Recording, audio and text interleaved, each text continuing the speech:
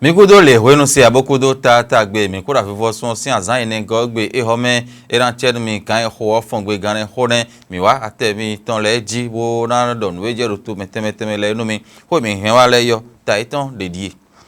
mi atno men jile ni wari timbo ablo de gbaja si e kamel lonji fon kan we boy so do te NCA bank tin de we bo bola lo so ho ne kan lo gbon bo to pon mi ton le me yon e dan so da jo bo na zon de o bo me yon ho teme ho to nu so e na wa tian ye to mo ko to mo gonda ho no pe nu ko do bola lo so ho to mi ten fi e blo e do nu inu le yin gben yo mi na do pe to mi mi atno men jile ni wade tin boy soro te boy yodo honoris causa boy yeme bo wazor walida de lele yo ewe e don tun temen la maf benen de suo e do menelesin o a hwamen e don tun bo aso e wakaka je fne le yan gbonzen gun ali enu le temen le yo e tunu ye lobo do gbe ton e metile mi o ni resuru mi sin ho de vole na levo agonu ho ele si a metile mi.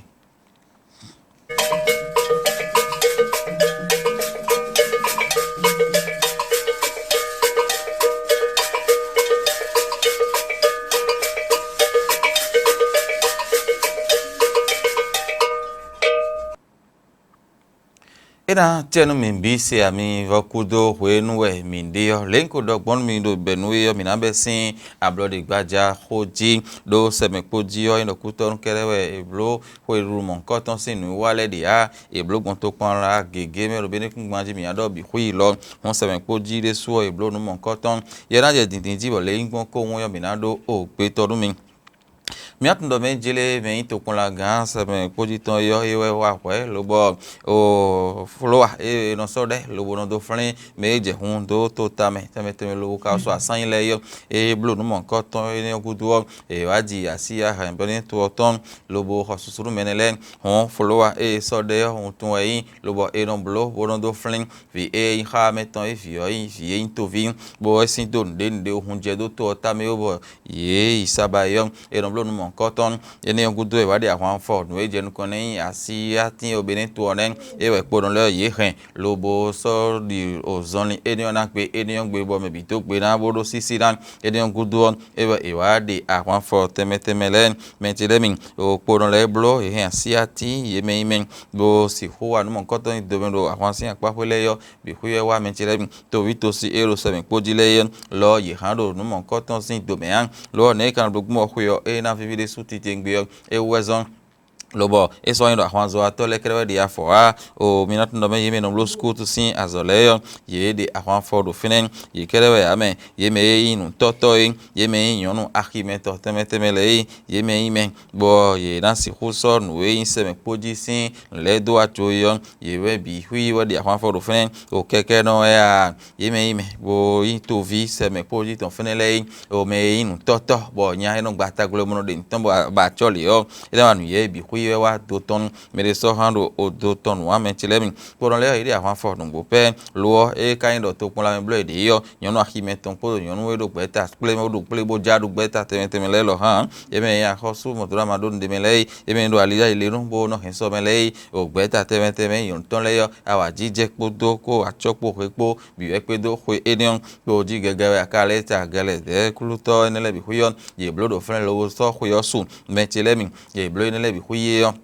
oye meyin akwanzo atole di afowai to vile lo ye di afowai win o nuyen dodo mi ton le su me le su le mi oye me gbon yo ye lo mo ye di afowai to wi to si to nukun temete ha me fenle bo an mo ko ton si do me le yo e we de bo se ama dogbeta we a me do se poji fenle su nukun to le Mohammed agon e indo pro de ha me se poji sin to pon la ti me podo menjele elin de su ti tengbe do nukun ton di edin bo o ablo de gbaja sin ko yo wa se me poji e ni ka pon le ja cho lo me gbe e vu no mi de su mi khlek podo menjele e o to pon la sin o ele ta khamito atongo ele zangete yo azota we na wade tin Mathieu esa oui elo mo e ho itime ko donjele nu konton di e ka vivi ro gbebe de tin do ajije e golo tun flat do ho me hu emile su titengbe mi benevin ho me hu emile su titengbe do emi seme podi sin o vide jin do nu mon konton le nu konton e lo le ajije kedo go e khlek podo menjele to kun la e wa fene din yo azojo agbe eja nyane etime ho ni etime podo menjele tokunlaga wa fene din yo azoti tengbe wa gbe eja mera hosa izorun do holo fene bo so se kanji sin o ha me sin afo soro te mechelemi do nuwe nu timbo imo pon vide so afo de akwan for do mo we block ka timbo we ne e ndudu do o ganji deji do home hun kere ne mechelemi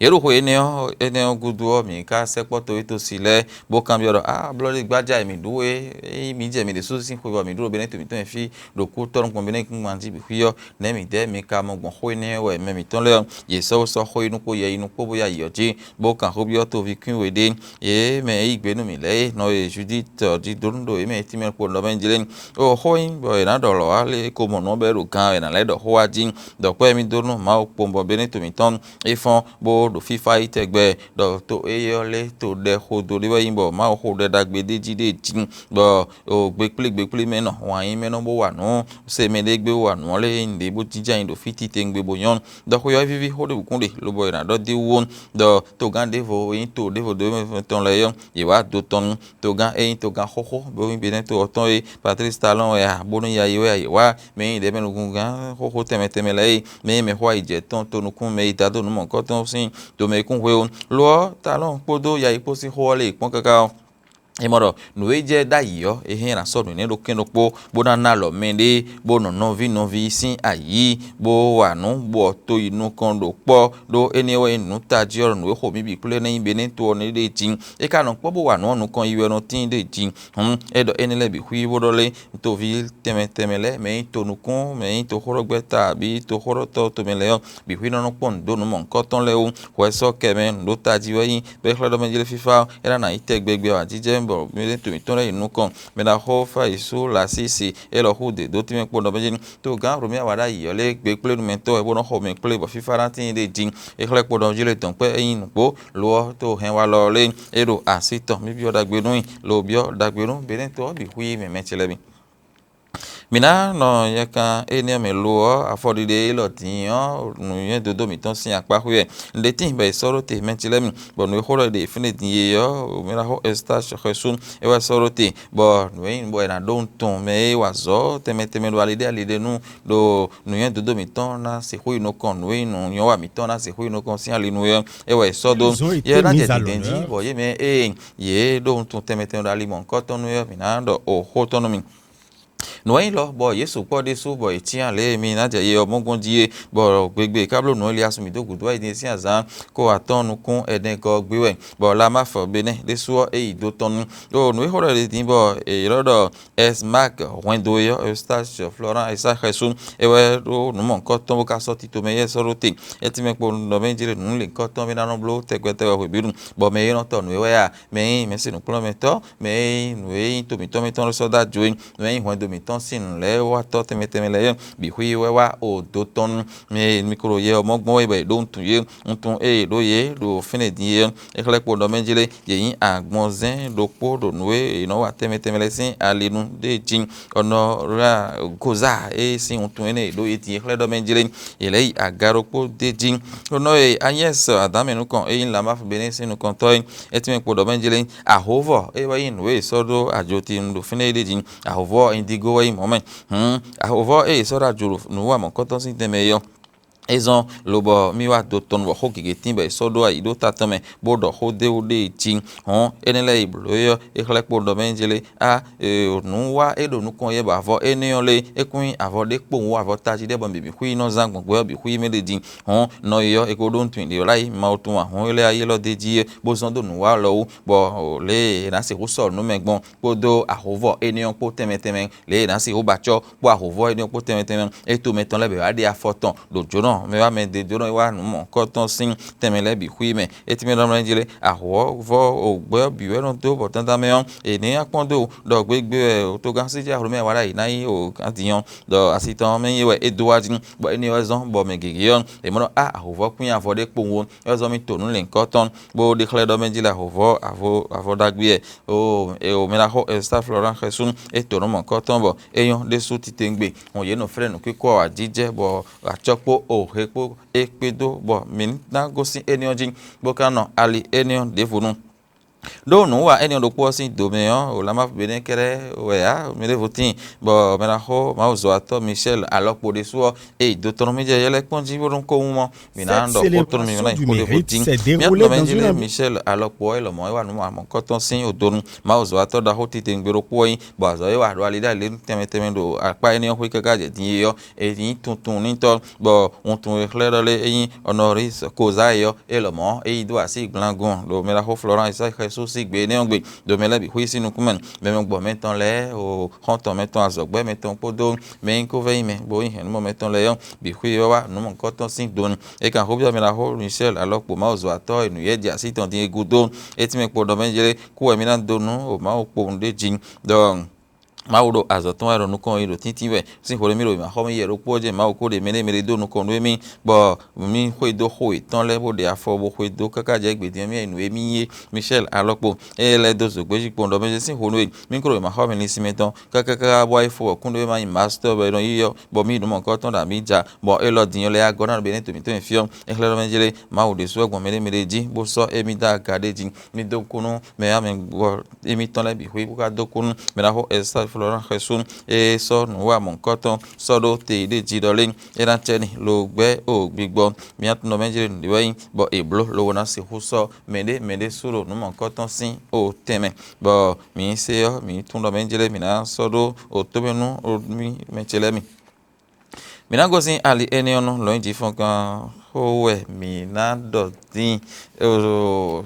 mi na do lo nji fon kan ho bo na ti men po do menjire NCA sin o akwase kwete yo eblo titome NCA de Banque fenen de l'Indépendance de Rondebal 2026. yeme bo yin no vi po sunu po ho bola lo so ho le ye u du deji loko sa po jugugbo e we so ajo 33 so roji nu kiko wa jije ro fren le mi mo mo mi atun do menjele nu wa de yin boy so ro te bo gonda ho po ngundo bola lo so ho ro to mi to fi yo e o tito to o menjele mi loko sa yon le sa fo so ro te jugu o son le so foro soro te do fren bo ye ho bo ho kaka e fa me de odo me de no do me de odo me de no do bo ye temo kaka wa pa ko nu konton yo me te wo re ji ya apa ko we go e ale ko wa lo chobon e wa khle do me jeremi lo ko sa dun bo lo bo wa to do men bo wa yin no bo du de ji ro fren bo lo ko sa vin le so o ti tengbin me la ho gi Daniel ko asi e klon bolun loko sa sin nyonu vile e ho fene etime po do menjire nu gbo apa ho nu konton kun fa bo fa o do e bloko ka lo bo mele e ho ya izen apa ho nu konton lo e kai lo igbo je pere bo le ko wa yo e po ho gbonu po ho eji e atemu kaka bo yin du deji to kun fa o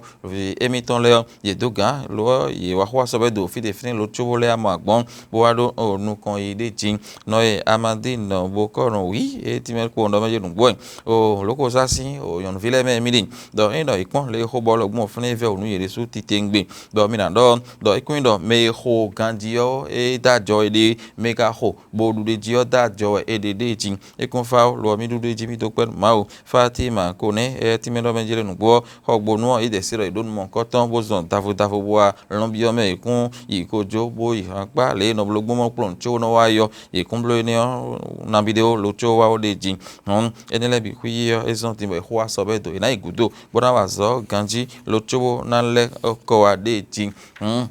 yeho enele bi hui gudo yo yeme de tin do fene bo do ho le na si ho to nugbon bo nu kan ina tin ye le na blogbon bo ho le foron nu wa na do nu kan ihu mo yo ye do enele bi hui hon eja yo irun aja yi bona chief ne we na aja yi lobo city we hon yo no fi po sun le po le ho gbon teme kaka so ido yo enen o aisi Jean Roa Tinoso e yin kan ro po ro gonda ho e no pe nu kundo bol ala so ho ro to mi to fi e do ho me ikpon bolu hogbon sin file igudo do me ikpon bolu hogbon sin file ti me ko do menjere hwa so bedo lo ikpon te ro fre na pe kan do azo nu bo nu kon ina tin de din lo cho me la ho IC Jean Roa Tinoso e yo ai wa to ti me ko do menjere ko nda ho ra zo wai boran si ho so bola lo so ho so rote lo to mi to fi berando nu kon igbon to pon la mi ton le bi hui me de din e ho bol le din kaka e yo sunu we ayan we e bi hui yo o goro poropo je so lo bo ze ye de le u de din e khle pon do menjere o nu nyon wa lo do bola alo so ho si apa ho to mi to fi bo nu kan yo e na si huti yo ero nu mo nkan to mblo de ji Isabel Yakubu yo bo alo so ho e wa e no ho to gudo e de do nu mo nkan to si o do ben bo e wa be ne to mi to fi bo wa nu mo nkan to si do e ti me ko no jile adu ho mi ku mo le nkan to be to bo to pon la le ten ti me na no ho de o e le do me jile ateyin ho to bo fi de bu adu an jete bo ran so to pon la to esu mo na so to esu do bo la so ho si a le nde ji e vi nu mi de su lo le nda gbe e le do wo ton wa su bu no di sa jin yo ye me no ho ganji yo e na tian ye bo e na se wo so be ne to sin asia do ji o ho ton on gonda ho bo la alo so ho ton le ni eta me eto nu mo nkan ton do yo ene o do kporo fe bo na do mi lo esa wele do mi na leko waji mi masi home odo o ali dede tin bo enayin susu to bo sirato eso wendo tojido ali monkotonu sirato titi me do benjele nu gbo li asun mi to gudo idin si atan gba go gbe me do ali daho e gosin o place de souvenir fene o tebe si fene me bo zo mo to lo bo di do 3 ban ali plon kan ten daho ni ro 3 ban ko yo e je video e no mo azin kan daho e so ne sin ho yo ton e o ali plon kan ten daho ni yo e da vo aso wa do fene bona su alion na insusu sin avosun e mi le din sin azaton aton gbogbe on be sin so yera hon dion e na su ali enion kaka wa avosun na o fifo to hon ali enion e na dian sirato occasion de o mboro di dorun to ito siro ha mi po me na kon keke ko mo to po zan ali enion do benjere ado kunde me o don le do example e na su ali da ho enion e avenue Jean Paul II ton yo azo e jan wa ro fren bo place du souvenir e fine e na su le be na zo mo kaka so yi ali ko kan da ho e tura banko ton ibe na swalio ti on fite mi na gbon adio ajo jra pa no ho e poro ganu ho e temete no je ali mi do e o mi la zo wa do fi mi to ze gbon de ho yo e na su po pe to ko awon to ko do ali oji bo me bi wa no ho do jen we yan azo na do ganji bo ko we na ya o fo me bi na le di ali mo nkan ton ho le ji de jin do mi me na go sin o mi mena gosin o etbt alo place de souvenir te mona ko ingbe nu kontan yo le ali e mi na gbon o fi so yo to si afo soro te yo sin o fine e asinkan e ro gbigba e din sin fine bona ko ton je ali gloglo i marina ton ji don bona igbon ami on ko bona ton je zo ngliten ku ton bona so ali de volo na ton je fi mi ko ingbe ro ton ide ti e na pla mi kakaka bo mi na ko ton do nu kontan do e yan le plon ka ten e tura banko sin ali oji don mona ni do immigration on o mi me kana go sin apa ko iton bona ja tile yo bo na gbon se na su sin nu kontin to we da hole ali e mi na gbon e yo mi na gbon se ko ten male ton da ho ro zongo fine bona go sin ka bona gbon zongo ten bona lele gbon ami me bona ko iton me ho ingbe ale gbon kan ten da ho e kan gezo ton iro bona lele bona gbon o to we da ho e se na su ton e sin fine lo na ko iton bo di do o fie mi ko yo de tin ali e do wen bo do tin we yo je ale gbon kan ten da ho egbon kan gezoi bo do ale kun kan ten da ho egbon bouse de travail fene yo fine le mi na gbon bo ba li bo kwedo kwa nu kwele teme bo ro tintin e ho bo ye enele din bo mi mo yo fie ye de ali ogbon ho yo ne e na chere mi kulo te bo kudo toro me podo ye ipo mi ma se ho en ho meton le e bi ogbon ne e so